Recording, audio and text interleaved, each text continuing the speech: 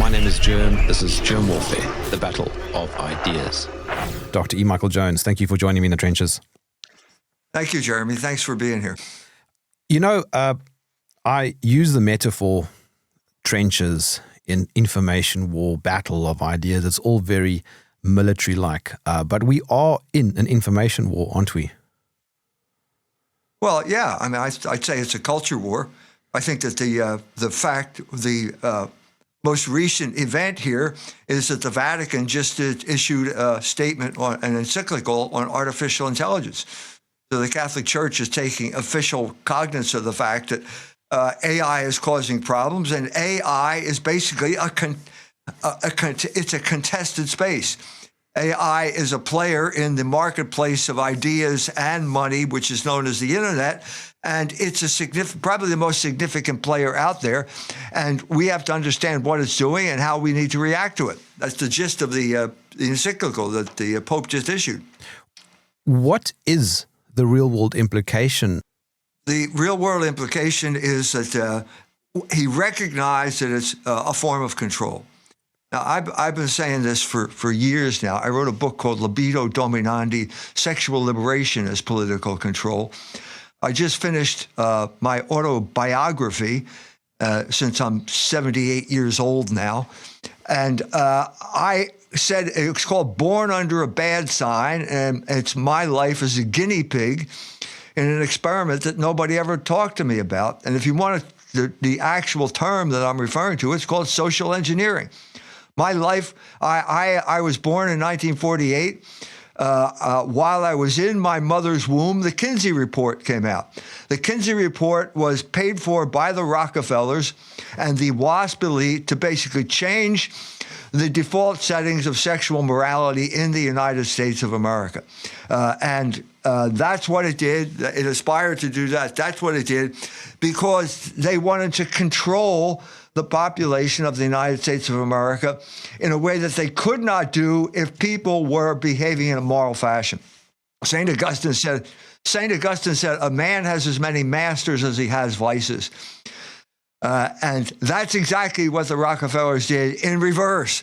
So St. Augustine says, if you want to be free, you better be moral. The Rockefellers and Kinsey said, if you want to control people, you better promote vice. And that's what happened during my lifetime. How successful was that project, that agenda? It wrecked my generation. So yes, very successful. So the Rockefellers paid a lot of money to make water run downhill. What I'm saying is you have a natural tendency as a result of original sin. It's called concupiscence. Adam had perfect control over his passions. We do not have perfect control over our passions. We need all kinds of assistance to get through life successfully. And the only way you can be an autonomous human being is to follow the moral law. That means you're in rational control of your life. As soon as you succumb to your passions, someone else is controlling your life. The people who control the stimuli around you, and that's the whole point of what happened to my generation.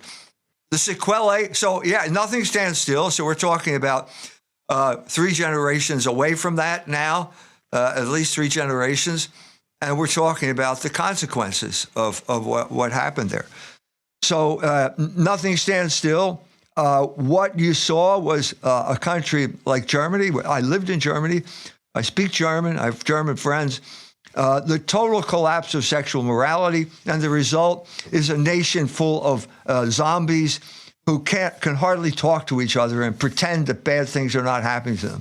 Classic example would be the blowing up of the Nord Stream pipeline.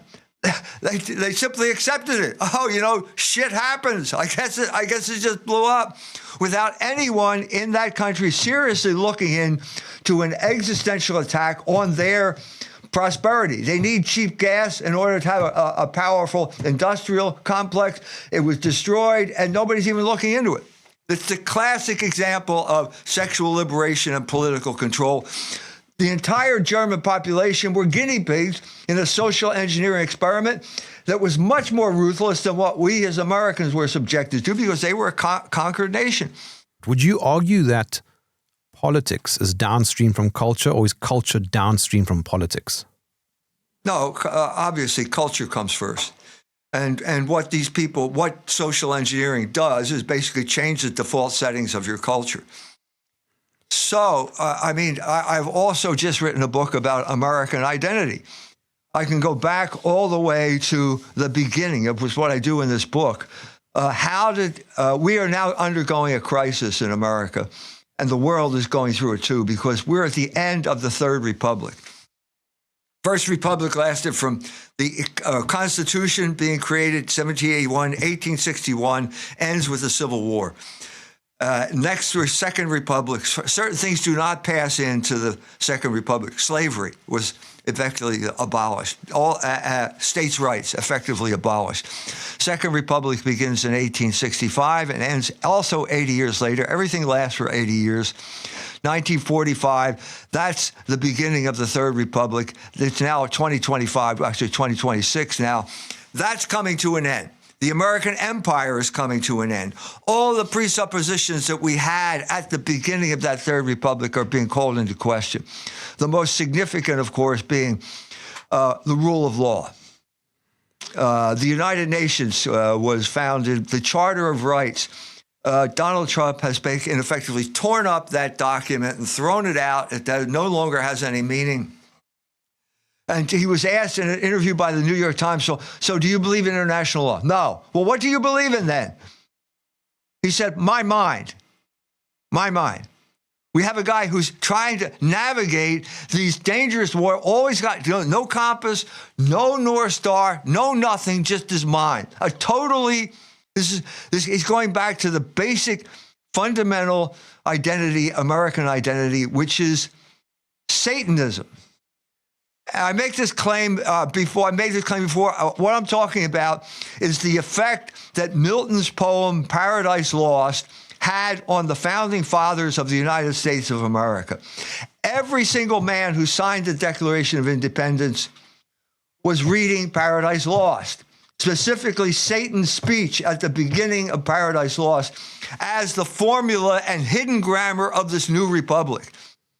Either directly or indirectly. Most were reading it indirectly because the most famous pamphlet in American history, and certainly the most read document at that time, was Tom Paine's pamphlet called Common Sense. Satan is quoted repeatedly, all throughout, quotes from Paradise Lost. So this has been the flawed American Republic, and now we're going through a crisis because the empire is coming to an end. Yeah, you speak about order. Your book, Logos Rising, is about that. It's the divine reason and order, which is the master key to everything.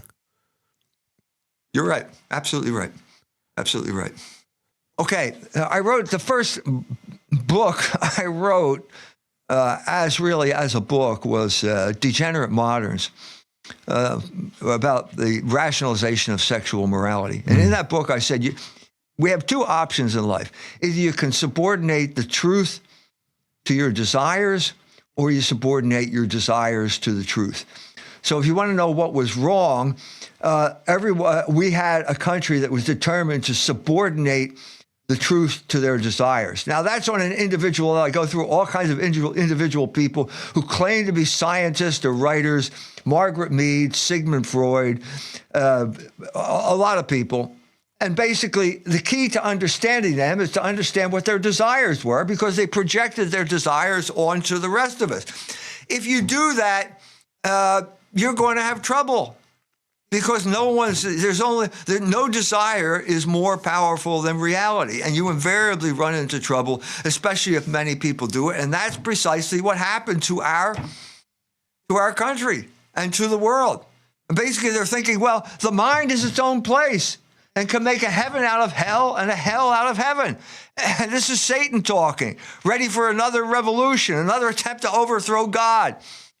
And then he says, it's better to reign in hell than to serve in heaven. So what's heaven? Heaven is order. Mm-hmm. God is Logos is God. Rationality, by being reasonable, we participate in the being of God. And you can have desires. So I don't care if that's God. I want to reign in hell. Even if it's in hell, I want to be in charge because I want to follow my own desires. And you end up in hell. And that's where we are. That's what happened. So Logos, the whole tradition of Logos was undermined by people, powerful people who were determined to impose their desires on the rest of us. So in other words, if civilization recognizes or rejects Logos, that is a big determinant. That's what happens. Everything. So what the classic example would be what happened to America over the course of the Third Republic. We had repeatedly had opportunities to create a better world, to have peace. And there were willful, powerful people who said no. So a classic example was Germany, the reunification, the Berlin Wall comes down in 1989. Peace is breaking out all over the world. This is the greatest, the big event of my life. We survived the Cold War. It's not existing anymore. And within 2 weeks, the wicked took charge. And I'm talking about the murder of Alfred Herrhausen, who was head of the Deutsche Bank at this time. 2 weeks. We were waiting. Herrhausen was going to do to Russia, going to have a Marshall Plan for Russia, low interest loans that would help them rebuild and so on and so forth, forgiving third world debt, which you have to do if you want to have a system that will work.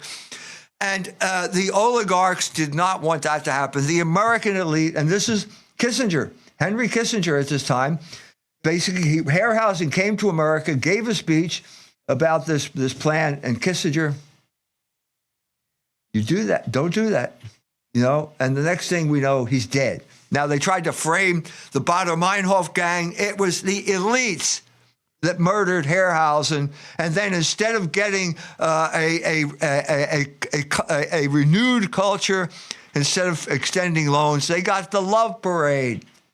And the Love Parade was a replay of Woodstock. And Woodstock was the inauguration of the age of Aquarius that told people to act on their sexual desires.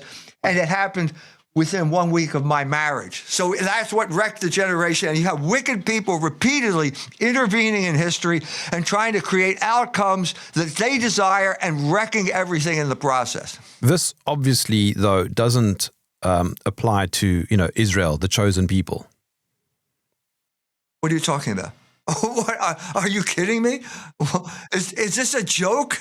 Is this a joke? Okay. So, yes, you're right. What we're talking about is with the end of the Third Republic, the fundamental conflict of the Fourth Republic is going to be, it's ethnicity identity is Protestant, Catholic, Jew. When the Protestants disappear, which is what is happening right now, it's going to be a battle between the Catholics and the Jews. The Catholics, as Pope Leo just reaffirmed in his encyclical on artificial intelligence, believe that there is a universal moral law that everyone has to follow. It's called practical reason. It's another way of saying logos in the realm of human activity. The Jews believe in racial superiority. They believe that they are above every law because they have sacred DNA, which is what they argued with Jesus Christ in chapter 8 of John. We are the seed of Abraham. So don't tell me what to do. And now we have this conflict. They have proven this beyond any shadow of a doubt. If we look at their behavior in Gaza, they never apologize for anything. They are brutally violating every norm of civilization and bragging that they will get away with it because they've taken over control of the presidency of the United States of America and the American Congress as well. But you also argue that race is a fake category. Race is a category of the mind. Let's be specific here. Ethnicity is a category of reality. Okay, a category of the mind is created for political purposes. So race was created in 1609, to be exact. You can go to the OED, you'll find that there was a play about Virginia in which they referred to people as white. It's the first time anyone ever said that people were white. Okay, so why did they do that? Because in the aftermath of Bacon's rebellion, the proletariat, the Celtic slaves and the African slaves united and almost overthrew the government. And so Virginia had to come up with something. So they divided them because that's the principle of empire. Divide et impera, divide and rule. And they privileged the white slaves and they disprivileged the black slaves. And that was the beginning of this category of the mind that has had profound effect on American identity, because I'm saying it's a pseudo identity that was created for control, not a real identity. Real identities are Protestant, Catholic, Jew. In America, it's called the triple melting pot. After 3 generations, your country of origin disappears. You lose the language of your grandfather, and you become assimilated into America according to your religion. So that's the real American identity. So, like, for example, whiteness is an abstraction that erases authentic, what would you say, Catholic ethnic identity, such as like Polish, yes, Irish, Italian, yes, German. Yes. That's the story of my life. So I'll be very specific. I was in a Catholic Irish neighborhood in Philadelphia up until 1954. So I was 6 years old. And suddenly we had black migration, orchestrated black migration. We live in a world of orchestrated, weaponized migration. In the United States, it was bringing black people up. In Philadelphia, it was from North and South Carolina. In Chicago, it was from Mississippi, bringing them up, flooding the Irish neighborhoods. Okay, at this point, the Irish panic.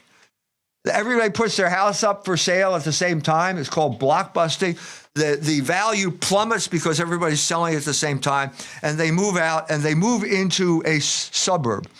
Technically, the suburb was in the boundary of Philadelphia, but when you move to the suburb, you become white. So every neighborhood in the city was a European colony. The major ones were the Poles, the Irish, the Germans, and the Italians. So if you're a Pole in Chicago, when you get moved to the suburb, you become white. You lose your identity, and as a result, you don't know who you are, and as a result, you lose your political power. That was the point of that.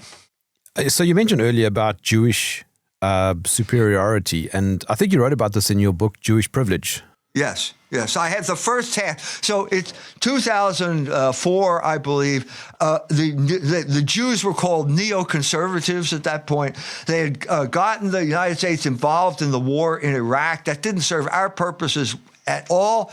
And so the question is, how I have to deal with the Jewish question. Well, what is it?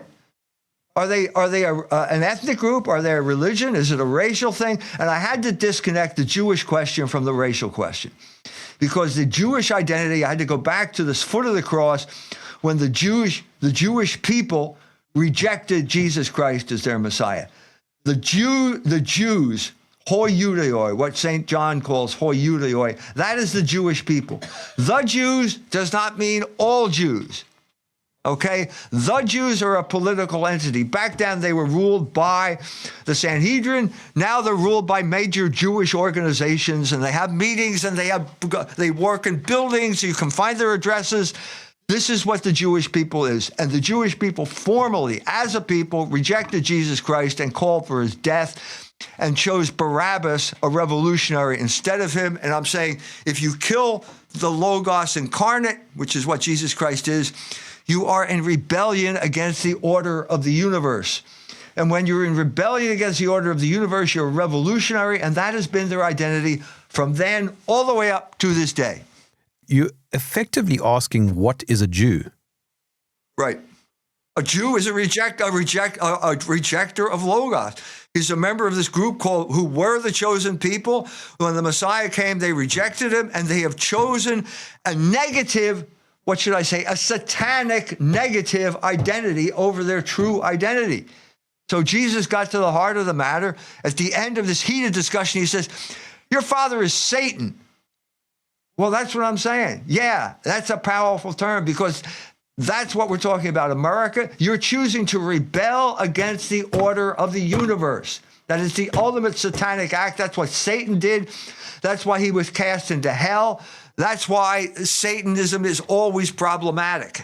Anti-Semitism, to quote Joe Sobran, an anti-Semite used to be someone who didn't like Jews. Now is someone Jews don't like. Anti-Semitism is a term, is a category, a weaponized category that is supposed to lure you into a trap because it is never defined. So if you want to go back to the origin of the term, it was created in 1879 by a German named Wilhelm Marr, who was a revolutionary from the Revolution of 1848. He hated the Catholic Church. He didn't want to use religious categories to deal with Jews. He wanted to use biological categories, and that's what he did. It's a racial term because Darwin was very important at that period of time. And so he claimed it could be scientific. So it's basically biological determinism. The Catholic Church does not believe in biological determinism. The act that I already described here, this confrontation between the Jews who killed Christ and the Jews who worship Christ as God, they all have the same DNA. So race has no bearing on this question, but the Jews love to bring it in because everybody's against racism, and if we can convict you of racism, you lose the argument. You were talking about the revolutionary spirit of Jews, and this can be traced through, I suppose, the Enlightenment, Bolsheviks, Frankfurt School. And funnily enough, Kevin MacDonald in his book, Culture of Critique, echoes exactly what you're saying. Sure. Yeah, well, Kevin and I he's a little bit older than me. We're both Irish-German Catholics raised in the United States. We were both in college at around the same time. And someone did a documentary, was going to put the two of us on. And he basically told about his experiences in college. You know, young Catholic boy, swept away by the sexual revolution, never came back. I was almost swept away by the sexual revolution. I tried to go to Woodstock 1 week after I got married, and God prevented that by getting me stuck in traffic. So if there but for the grace of God, I could have ended up like Kevin MacDonald. God bless him. He's a good researcher in spite of his biological determinism, because biological determinism doesn't make any sense. He never got over that. He's still trying to talk in those terms. They're totally obsolete terms that have no meaning anymore. Never had any meaning. If you don't know who you are and you can't identify the enemy, you will lose every battle. And so the whole story of my people, the Catholic people in America, has been identity theft. So just to give you one example, Martin Luther King shows up in Chicago in 1966. And he marches into Marquette Park, and he's standing on one side of the street, and the people who live there are on the other side of the street. Well, if they're black, now those other people are white, right? Right? They look white. Well, if you ask them what they are, they would say they're Lithuanians. Mm. So what you do is you steal the identity of the Catholic Lithuanians.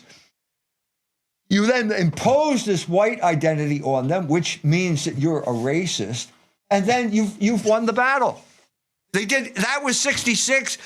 Just 2 years ago, or 3 years ago, in St. Louis, another guy tried the same thing. This was the aftermath of Black Lives Matter. This wave of iconoclasm is sweeping the United States. And this self-appointed revolutionary, Umar Lee, is going to tear down the statue. And he's got to get rid of the people. So those people who are defending the statue, they're white supremacists. Well, you look at them and they're praying the rosary. Is that what white supremacists? I thought they burned crosses on your yard or something like that. That was identity, because if they became white, he was going to win. So the culmination of this battle, I debated him, I accused him of identity theft, and then the culmination comes when this Catholic nun from Africa leads the group on. Well, she didn't look white, so you can't accuse her of being a white supremacist. And the whole thing collapsed, and that statue was still standing. I'm saying this is the fundamental battle. You have to have the proper categories. This is what culture wars is in some sense. Yet using the proper categories, refusing the imperialism of improper categories imposed on you, making you accept the commands, internalize the commands of your oppressor. You've spoken about Catholicism quite a bit, and you mentioned the Pope a couple times. Doctor, is Notre Dame still Catholic? No. Okay. Why do I say that? Okay. Every Catholic university up till 1967 was it was owned by the bishop of that diocese. In other words, it was owned by the Catholic Church. In 1967, Father Theodore Hesburgh basically stole the university from the Catholic Church. It's not me. I did a biography of Cardinal Kroll, who was the chairman of the committee that was revising the Code of Canon Law. He said under the canon law, that was known as alienation of church property. It's similar to the Reformation. The Reformation was a looting operation, and basically what they did was privatize the wealth of England that had been built up by monks and priests for 900 years for the English people, the benefit of the English people. And they privatized it, kicked everyone off the land, and grazed sheep there because they wanted to sell wool to the Italians. It's the same thing that Notre Dame did. And as a result, they lost their status as a Catholic university. They stole the place. Now, over a period, it's very similar to what happened in England at the time of the Reformation.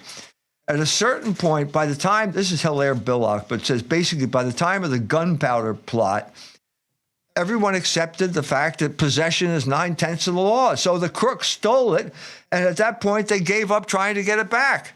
And that's been the history of England ever since.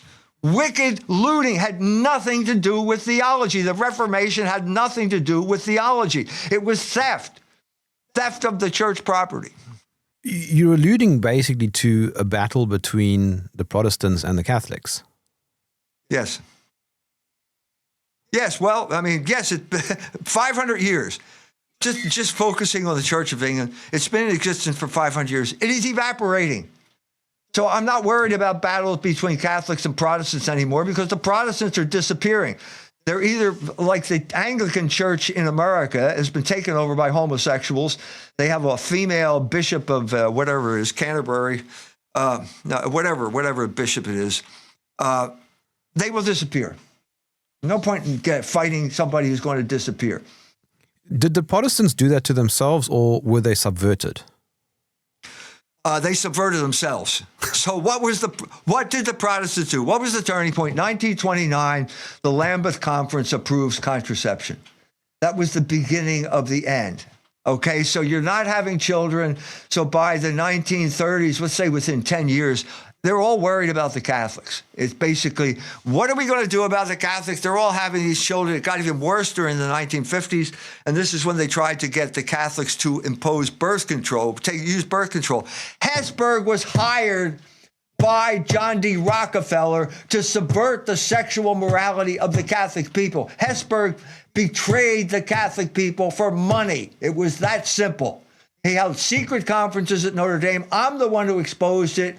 That's part of history now, and he became rich and famous, and then he dropped dead, an old man, proof that the good die young, that he lived to be 96 years old, okay? And now, where is he? He wrecked sexual morality at Notre Dame and St. Mary's, where I taught. When I arrived at St. Mary's, it was totally controlled by the feminists. I was against abortion. I got fired 1 year after I got there for being against abortion at a Catholic college.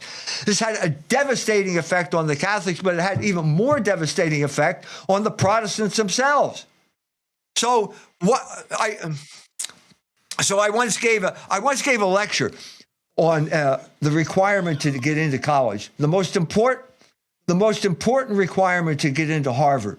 What is it? It's existence. If you don't exist, you can't go to Harvard. Why do I say that? My son went to Harvard. Why did my son go to Harvard? Because the Protestants stopped having children. The WASP elite stopped having children. This was the big fear at the Rockefeller Foundation. I think it was Alan Gregg, the head of the Rockefeller. He wrote to John D. Rockefeller. He said, wait a minute, what's this talking about small families? We don't want small families. We want big families for us and small families for them. But the first people who are tempted to go to the birth control clinic are our children. We're destroying ourselves. That was Alan Gregg. But what about the Catholic Church itself? I mean, hasn't that also been under attack? Vatican II, for example, Vatican I even. The church will always be under attack because the devil hates the Catholic Church. And so it's in the gospel, the parable of the Christ asleep in the boat. The boat is the church. The storm that's been created is because the devil has power to do evil in this world. And when we're going through this crisis, it always seems that Christ is asleep. And so the apostles go to him and say, wake up, don't you care we're all going to die? So I use this to the schismatics. Bishop Williamson came to our house, stayed with us a couple of times. When Ratzinger listed the excommunications, I went to Wimbledon and I said, time to end the schism. And that was my message to the schismatics, and they're determined to die outside the church. But I mean, what you're saying is, of course, the Catholic Church is always going to be contested. America was a place where if all decent people hated the Catholic Church.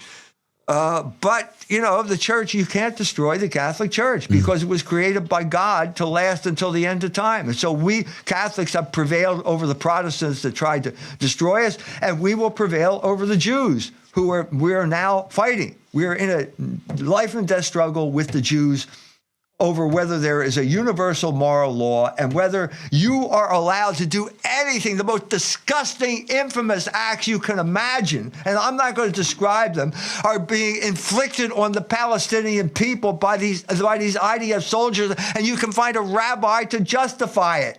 This is disgusting, and this is the battle right now. And when Pope Leo issued this statement, what is the hidden grammar of the statement on AI? It's Jewish control of the internet.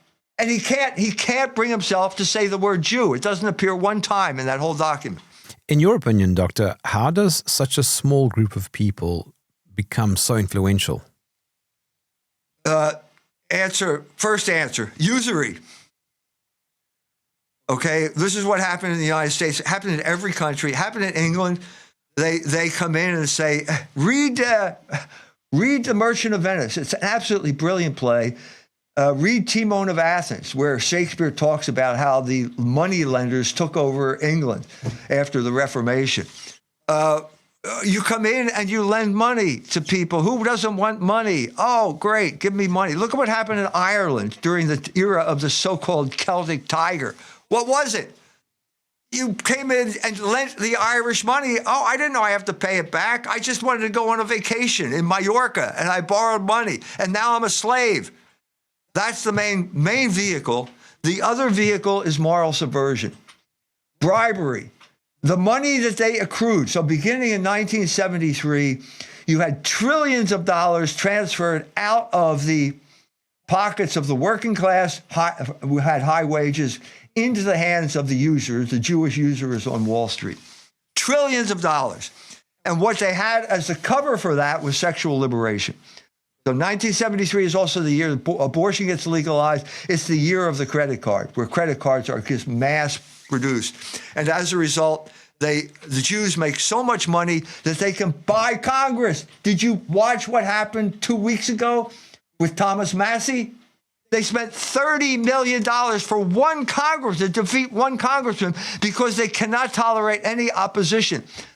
This shows you also the blindness of the Jews. What you did, okay, who cares? Massey didn't have any power anyway.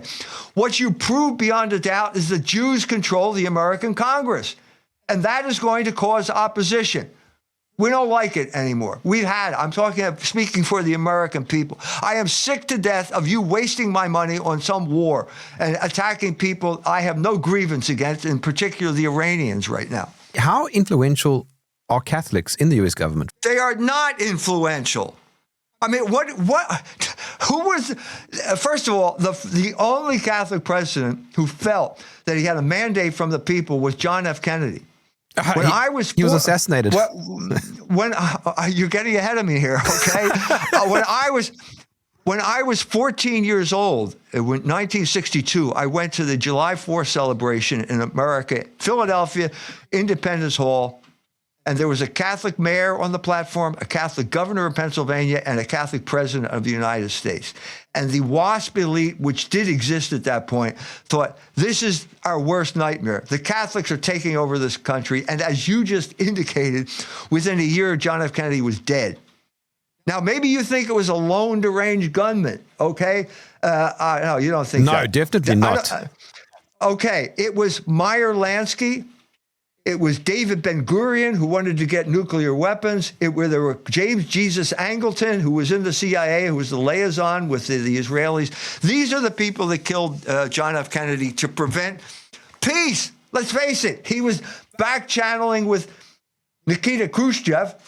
He was going to put an end to the Cold War. He was going to break up the CIA. He was going to issue the government was going to issue money. It was all of these things were nails in his coffin, and they killed him. He also wasn't a Zionist, if I remember correctly. He was an anti-Zionist. He didn't want Israel to get nuclear weapons. His brother was an attorney general, and he was going after the Jews.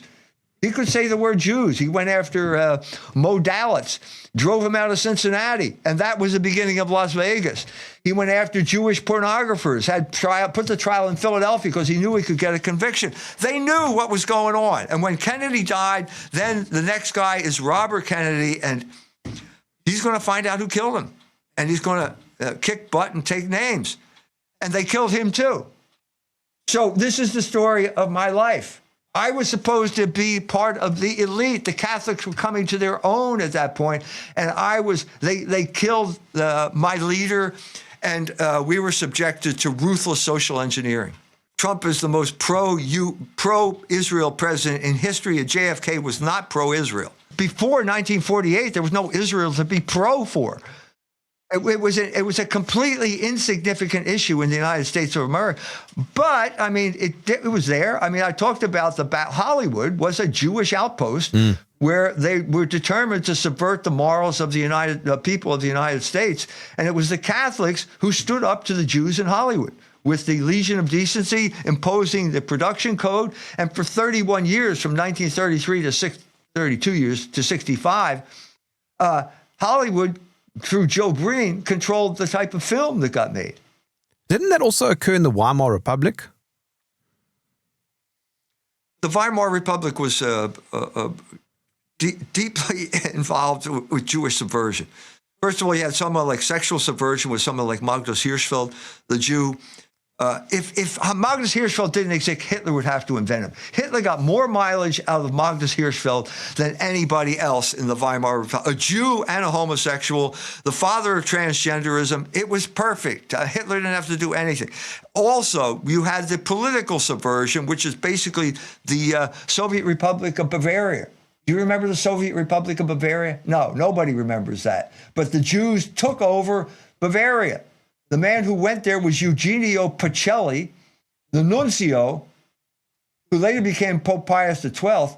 And he wrote a report back to Rome saying, look, these are not Germans. I went to the headquarters. I went to the Wittelsbach Palace. It's all Russian Jews, like Eugen Levine. He's not a German. He's a Russian Jew. And they've taken over our country. And the Germans are upset. And there's going to be a reaction. That's exactly what happened.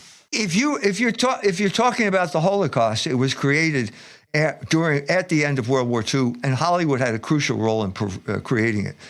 Basically, when Eisenhower came into Ohrdruf, the first camp, there were dead bodies all over the ground. There are no gas chambers. No one ever said there were gas chambers there. How'd they die? They died of typhus. The naked bodies were lying there. Eisenhower saw a moment of opportunity, brought the psychological warfare operation in, General McClure, C.D. Jackson, and then next place down the road was Buchenwald. And they brought the people of Weimar out, marched them out, and they had Billy Wilder. Remember Billy Wilder? His name was Shmuel Wilder. But in Hollywood, he did Some Like It Hot, movies with Marilyn Monroe, that type of thing. He filmed it. So that was the beginning of the Holocaust narrative. The propaganda films that they imposed on the German people and the rest of us. The lady who was on the Titanic movie with, what was her name now? I forget her name now. Anyway, she did The Reader, Kate Winslet. And she got an award for doing The Reader, which is a Holocaust film. And he said, thank you. I got the award because I finally did my fucking Holocaust movie. That's. I hate to antagonize the people there, but that's what she said. So that was your ticket. You punch your ticket, and that was your way to success in Hollywood. And then, of course, you got people like Spielberg, etc., who then are great storytellers. Yes, Schindler's List is probably the ultimate Holocaust movie. But unfortunately, Spielberg is a Holocaust denier. If you watch Schindler's List, first of all, it's an R-rated movie because you got get all those ladies, take your clothes off, put them in the gas chamber. What happened then? Tell me what happened then. The showers. What came out of the shower head? Yeah, what came out of the shower head? Zyklon B? Water. In the movie, yes, of course, you're right. Well, wait a minute. That's Holocaust denial. But it's Schindler. Okay, so no, it's Spielberg, so we're not going to do it. That narrative was destroyed in Canada in the mid-'80s when Ernst Zundel went on trial, and he brought in the dean of Holocaust studies, and the guy refused to swear under oath that there were gas chambers at Auschwitz. So that was the end of it. He had a choice. Either I do a realistic film, in which case I have to use water, or I go with the propaganda film, in which case I wreck my own movie by making it overtly propaganda. Norman Finkelstein was on my podcast, and he says that the whole thing is an industry. That's right. He wrote a book with that title, The Holocaust Industry. Yes, that's right. His parents were in some concentration camp. They never got a nickel, never got a dime from the Holocaust industry. All that money went to lawyers and big things like the major Jewish organizations, who then brokered all that reparations money. The people in the camps were lucky if they got pennies on the dollar. You've written around, 20 books, more or less? Yes. Remember, E. Michael Jones wrote books. He didn't spend his life scrolling. He actually did something. There's a passage in the gospel. You have not chosen me. I have chosen you to go and bear fruit that will last. So I'm hoping that I'm producing fruit that will last, because we have been deprived of our identity. We've been deprived of our philosophical heritage. We've been deprived of all of these things. And I got expelled from a Catholic college for teaching, for being against abortion. So what, in effect, I've written between Logos Rising and The Dangers of Beauty, which is on aesthetics. Logos Rising is metaphysics, Dangers of Beauty, aesthetics, bare metal, economics, libido dominandi, psychology. I've written a curriculum for the university of the future, where we'll finally get over all of the social engineering, all of the feminist composition teachers, all of the people who are hired because of the color of their skin, and get back to the reality of philosophical discourse and scholarship in the West. I'm trying to talk to the Iranians. I've been going there for years, haven't been there lately because of the war, but I'm trying to say, there is a philosophical tradition that will allow us to live in peace, and it's based on Logos, and that's what I'm trying to promote. I'm trying to promote these discussions that will bring peace to the entire world. No, but I mean, in the modern era, people don't like discussions. We have to put everybody into a little box with a label. Yep. I agree. And so I am insisting on using the proper categories. Every English speaker is a nominalist. Okay, they're all the heirs of William of Ockham, who thought all categories were categories of the mind. That has wrecked discourse in the English-speaking world. It wrecked it. The only thing that the English do well is poetry. And that's why, if you want to understand something as important as the Reformation, read Shakespeare. Read Shakespeare. They have to put it in poetic language because that will foil the censors. If they told them, if Shakespeare said that basically all the looters ended up being in debt to the Jews, which is the story of England from the 16th to the 19th century, they would have hanged them. Okay, so, it's Athens. I'm just talking about Athens. I'm not really talking about that. That is the reality of life, and why poetry became so important to the English, because they couldn't be honest about what was going on. Do you think Israel will make it to 100 years? No. It won't make it to 80 years. Well, that's around the corner. That's around the corner. I know. I'm the same age as Israel. So you've got two years left, fellas. You got 2 years left. Okay, Ehud Barak said the same thing. I said this years ago, because of Ehud Barak, because of this 80-year cycle of human history. And now it's a lot closer than it was back then. You know, there weren't missiles and drones raining on Tel Aviv when I was saying that, and now that's happening. I don't think Israel can survive. I think that the rats are leaving the sinking ship. I know a priest in Cyprus who says the Greeks are upset. The Jews are going there en masse. Milei is allowing Jews to go to Argentina, to Patagonia. They are not going to last. They cannot last under these conditions. You cannot alienate the entire world and expect to say, oh, yeah, you have a right to exist. You know, it's not going to happen. If the US pulled its support for Israel, it's game over. Like that. And this is the tragedy of Donald Trump. All the people who died because Donald Trump could not stand up to Israel. All he had to do was hold up the weapons. Every single Palestinian who died in Gaza died with an American weapon that he allowed into that country. He could have said, nope, sorry. No more weapons. You're on your own, fellas. You got this invincible IDF, this invincible army. Go for it. Well, that's all a fiction.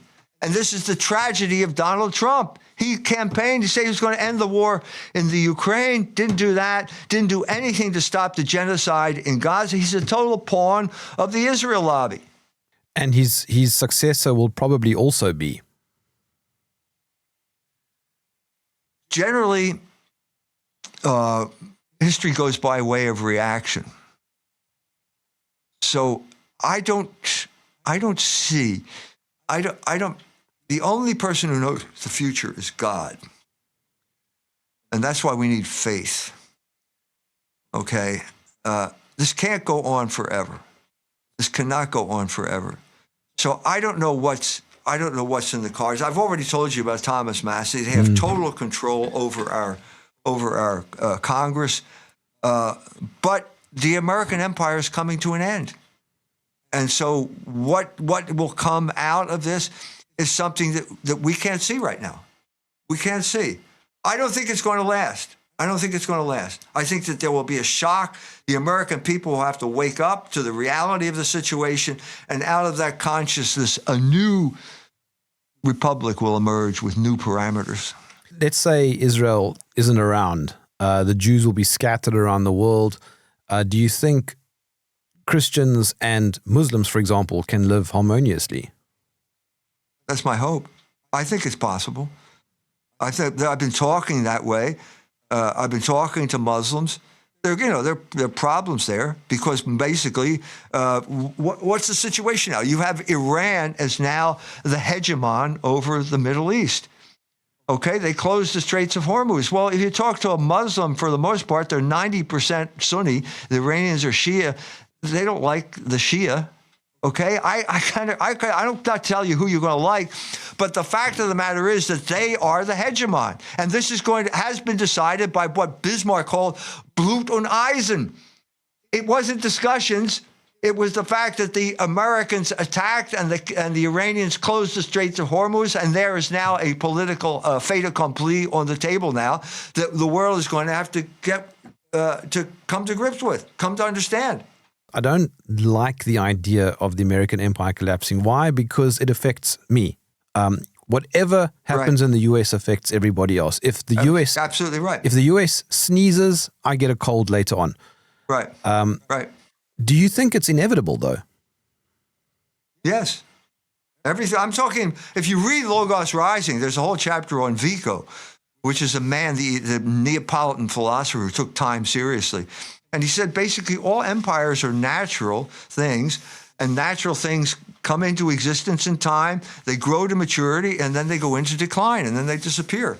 And his paradigm was the Roman Empire, which is like St. Jerome thought it was the end of the world when the Roman Empire started to crumble because of my barbarian German ancestors coming down but it wasn't, it took a long time. There was a lot of violence, a lot of suffering, but eventually it was succeeded by the Holy Roman Empire, which was Europe. And that was a higher civilization than Rome because it had Christianity behind it. And so, that's the paradigm that I'm taking here. But look at Europe now. Yes, So what am I saying here? First of all, what was the most dramatic blow to European unity? It was the Reformation. So obviously, wicked men can affect human history. God knows that. God allows evil. He permits it. He doesn't will it. He permits it because he knows that there is a greater good that's going to come out of it. That's the story. And that's what Hegel called the cunning of reason. He was a profoundly Christian guy who was trying to understand the role of divine providence in human history. And you want to know it? It's the story of Joseph at the end of Genesis, who was sold into slavery, a wicked act by his brothers, but then he ends up the head of the granary. And when his brothers come for food because they're starving, God knew that. That's how he's going to preserve the Hebrew people. And Joseph said, the evil you intended to do to me has been turned by God's power into good. That's the story of human history. A few years ago, I was in Amsterdam with my wife, and we were traveling around with a Dutch friend, and we saw a number of churches all empty. And eventually I asked her, why are all the churches empty? And her response was profound. She said, look, I'm a Christian, but the truth is we killed God. Right, I understand. So if you're talking about the broad span of human history, the Jews are the people who killed Christ and are enemies of the entire human race. Now, why is Amsterdam so interesting? Because a lot of Jews went there. And the Dutch, I lived right across the Dutch border in Germany. And the Dutch, they're like Jews. I mean, a lot of Jews went there because after they were expelled from Spain, half of them went to Amsterdam and the other half went to Turkey, to Smyrna. And when they got there, they took over Holland. It became the Jewish capital. Banking became very important there. The first bank, the Wisselbank, that was in Amsterdam. The Sephardic Jews Sephardic Jews had a big influence on Dutch culture and Dutch identity. So when it later comes around, they're Protestant. This was the country that Philip II could not reconquer and bring it back into the Spanish Netherlands. So you have a Protestant identity. Protestants are crypto-Jews. And so, in a sense, that's what we're talking about how they killed Christ. It took over a period of time until this avaricious nature. I hope I don't offend any Dutch people out there, but the Dutchman loves to cheat you. I mean, go to Amsterdam. Have you been to Amsterdam? You've been to Amsterdam. What do you think the red light district is about? What do you think the drug deals, the hash cap? They want to extract every single penny from your pocket before you leave Amsterdam. That's the Jewish culture of Amsterdam. I took my son I was going to do a conference in Germany. I took my son. We go to the train station.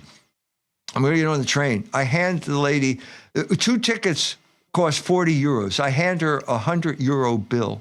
I can't take that, she says. You have to change it. You have to not change. Wait a minute, you take euros. Yeah, but you have to break it down to 20 euro bills. Well, wait a minute. What's going on here? This is the Dutch national rail system. And you got to go to the usurer next door, and he took 5 euros from me to break the 100 bill. It's institutionalized in Holland. They like to cheat you. They like to cheat you there. I'm waiting to hear from the Dutch Chamber of Commerce, okay? But this is my personal experience.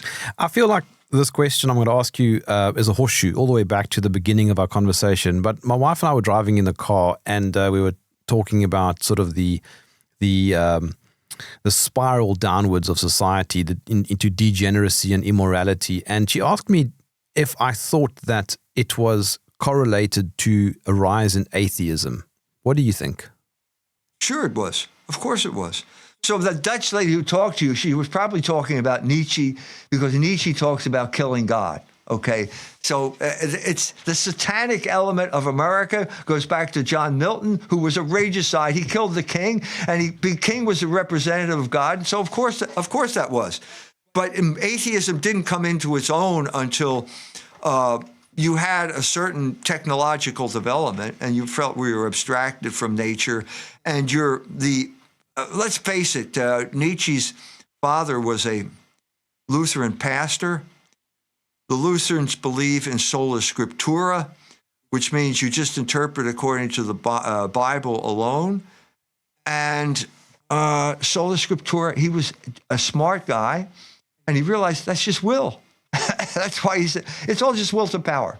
If you believe in sola scriptura, you're imposing your will on the scriptures, and you're using it to justify it. So that was the kind of transformation that took place all the way up to the Four Atheists. Remember that dance craze? It was like disco. It was philosophical disco at the beginning of around 2000, 2010. Christopher Hitchens, Dawkins, Daniel Dennett. They were some of the dumbest people I have ever run into in my life. Some of the dumbest dishonest. Dennett was the only philosopher in the group. And he said, the world, the universe brought itself into existence out of nothing or something very small. That is the dumbest statement in the history of philosophy. What are you talking about? It's either nothing to something, which only God can do, or the universe created itself. I have a question, Professor. How can the universe, in order to bring itself into existence, the universe had to exist before it existed? How is that possible? How is that possible, Professor? I'm just a dumb student, but this is ridiculous.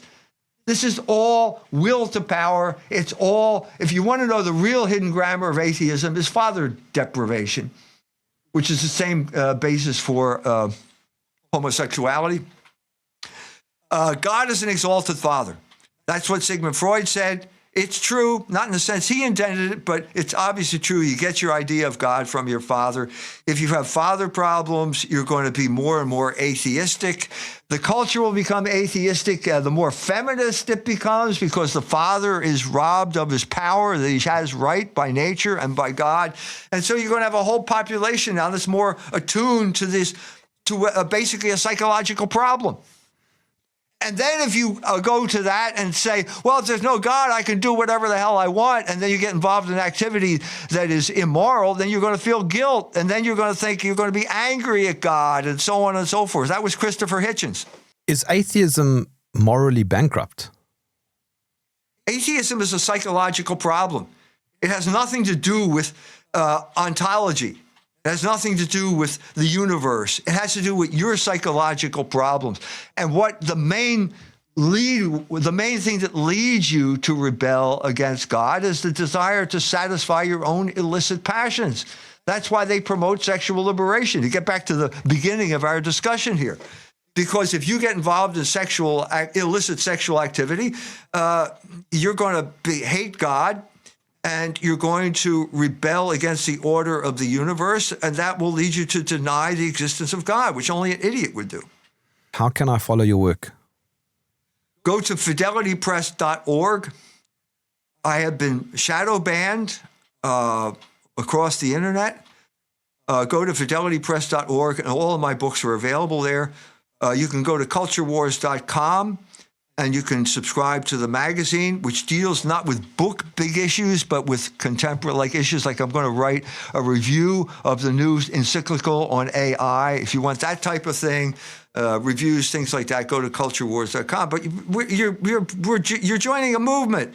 You're joining a movement that is going to be the most fundamental issue. We're going to address the most fundamental issue of the Fourth Republic. Is there a logos? Is there a logos to the universe, or are we going to be slaves to Jewish cultural imperialism? And they will rule us by directing, inciting, inflaming our passions. That's the fundamental conflict we're facing right now. So join the issue. Stop scrolling. Start reading. Start reading books like The Jewish Revolutionary Spirit. Go to fidelitypress.org. Dr. E. Michael Jones, thank you for joining me in the trenches. Thank you, Jeremy. Good to be here.